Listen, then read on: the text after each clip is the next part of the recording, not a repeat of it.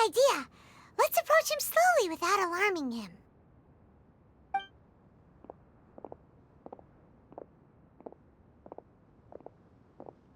Wait.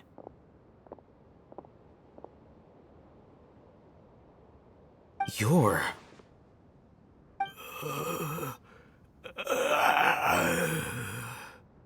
He can't speak, and his eyes are unfocused. But he looks too young to be anyone's grandfather. Also, why is he the only one here? Didn't expect to see him here. You know him? He's Razak, a senior of mine at the academia. He's a scholar too? Is he the kind that holes up in a forest and mumbles stuff about training? No. And that's the problem.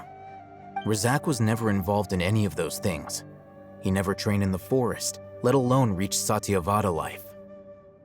Leaving that question aside for the moment, him being here alone means that we might be too late. Looks like they've already taken everyone away. For whatever reason, they left Razak here. Perhaps they simply didn't have time to come back for him. There are drag marks on the ground.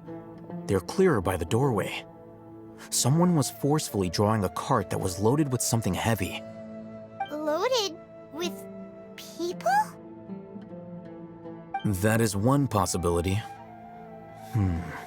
It looks like they were in a hurry, as if they were afraid of being caught.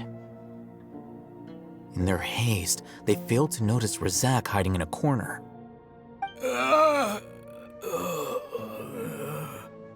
The symptoms are identical. Looks like we found living proof. Huh? Why do you say that? Allow me to jog your memory. Recall your time at Port Ormos. Don't you think his symptoms look familiar?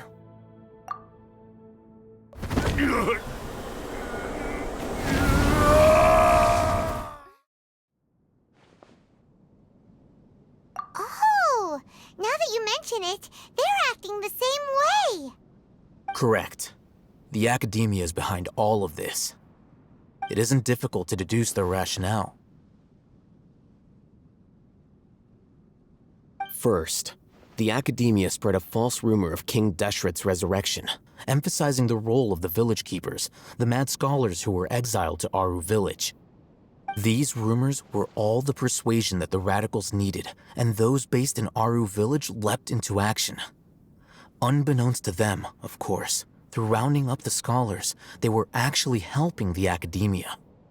As well as being able to exploit the radicals for their own ends, this scheme has one further advantage to the academia. All the risks and responsibilities are offloaded onto King Deshret's followers. Life for the desert dwellers has been brutal ever since King Deshret's death all those years ago. Beneath the surface, feelings of desperation are widespread. Many would give everything they have for the prospect of something better. Anyone looking to exploit that for their own ends simply needs to make a few empty promises. Even if complications arise, people will see that those involved are all followers of King Deshret and look for no further explanation than differences of belief. A deep-seated mistrust of the desert and everyone in it by the rest of Sumeru will make sure of that. The notion of an academia plot wouldn't even cross their minds. It may seem like a simple strategy, but it is able to work wonders under Sumeru's current circumstances. Oh, that makes a lot of sense. It's in line with the village chief's theory, too. But there's still one very important question. Wasn't it the academia that brought the scholars to Aru village in the first place? Why does it want them back now?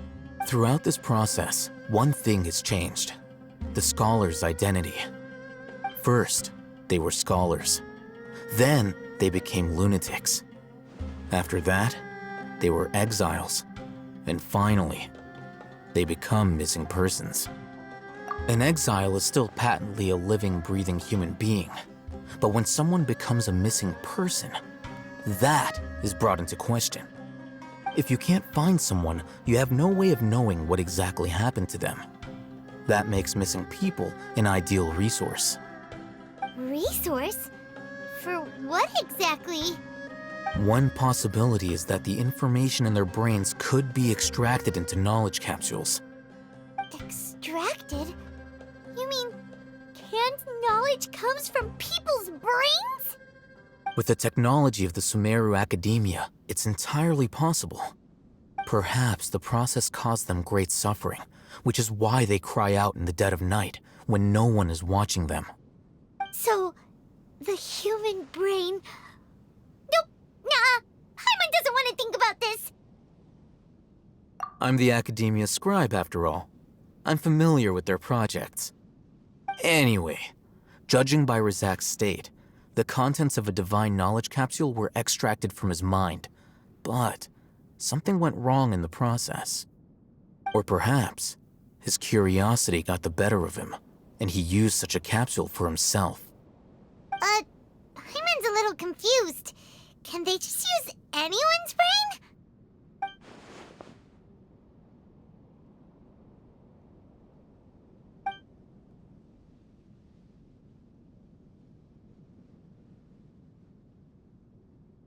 The look on your face tells me you've realized the answer.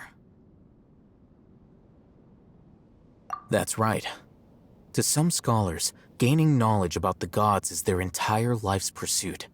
Extracting canned knowledge is just one of the extreme measures they turn to.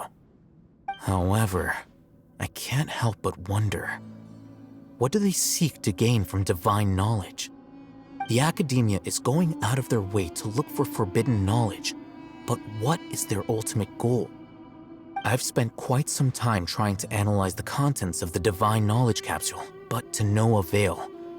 It seems like my way of thinking is too different from theirs. You mean you're not even slightly interested in getting your hands on this forbidden stuff? All scholars seek to expand the horizons of knowledge, but I'm not particularly interested in gods, so I don't share their degree of zealotry. Extracting information from people as if they were lifeless objects? If this is the direction of academic progress, then the Academia may as well shut its doors. Sounds like you're really against all this. Of course. The Academia's actions run contrary to their rules. Whether it be academics or knowledge, everything has its boundaries. If those lines are crossed, the rules and order that govern everything in the world will be destroyed. This matter needs to be corrected, just like fixing a typo in a book. Wait, didn't you step in to help because you felt sympathy for those poor people? Not to be callous, but no. My criteria are a little more restrictive than that. There is no shortage of suffering in Sumeru, and the same can be said for the rest of Teyvat as well. What do you plan to do about that? Save every last person? Probably not. Paimon's not sure. You can say that. Simply put, I don't blindly place my faith into strength or heroism. I do what I want. The divine knowledge capsule is something I want to investigate in full. That doesn't mean I'm willing to take action for the sake of a few strangers.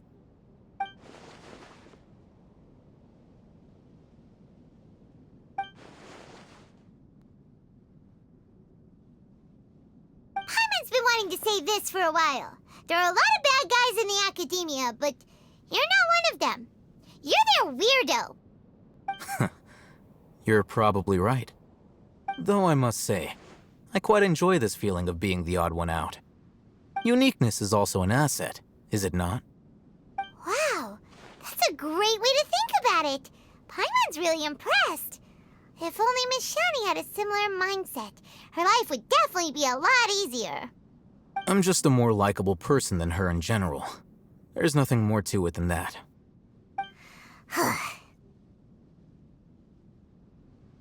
He won't last long if we leave him here.